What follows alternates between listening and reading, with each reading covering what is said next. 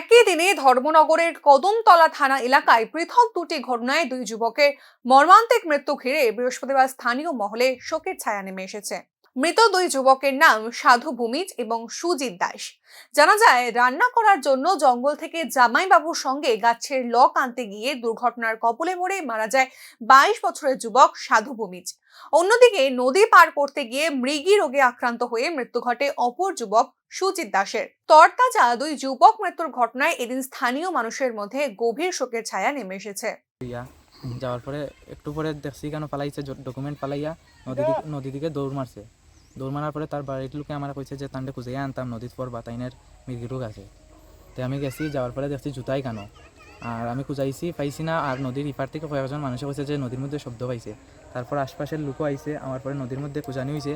তো আমরা তো গ্রামের লোক সাঁতারও ভালো করে পারি না, তো পাইছে না। এরপরে গিয়া Dharmanagar fire service, Kadamtala fire service সবখানে খবর দেওয়া হয়েছে।